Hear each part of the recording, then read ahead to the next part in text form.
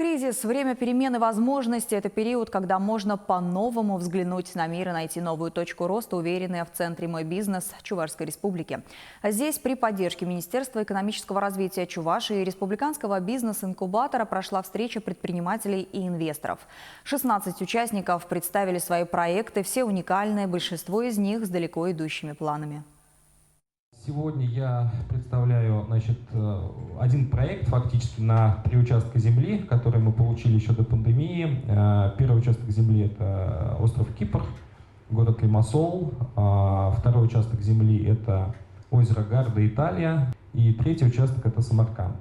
Станислав Яковлев, конечно, не изобрел колесо, но уже запустил несколько довольно удачных проектов в России. Зрелищные аттракционы «Колесо обозрения» установлены в Москве, Уфе, Казани. Одна из последних работ хорошо известна горожанам и стала достопримечательностью Чебоксарского залива. У каждого аттракциона свой стиль и технические характеристики. Теперь предприниматель намерен освоить новую высоту – покорить туристов, приезжающих на Кипр, в Италию и Узбекистан. КПД очень сильно зависит от того, насколько качественны проработанные проекты, с одной стороны, с другой стороны, насколько инвесторам они интересны и насколько рынок готов за них платить.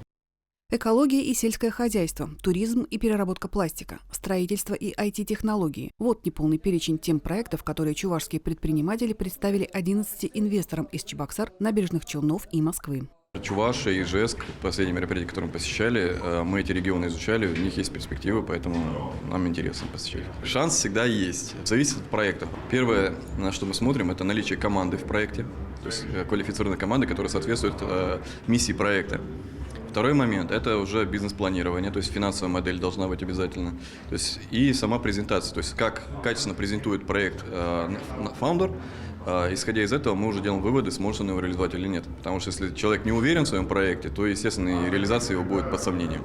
По словам руководителя Республиканского бизнес-инкубатора Василия Викторова, даже в период пандемии предприниматели могут создавать не только современные производства, но и находить новые рынки сбыта. Именно последний год, с одной стороны, курс доллара и евро, он негативно сказывается частично на населении, но с другой стороны, для экспортного потенциала это очень хорошее подспорье, и мы наблюдаем сейчас рост именно производственных проектов. Есть возможность импортозаместить какие-то китайские элементы. Время кризиса – это время возможностей, потому что, как показывает практика, что рынки где-то закрываются, создаются определенные сложности с точки зрения логистики.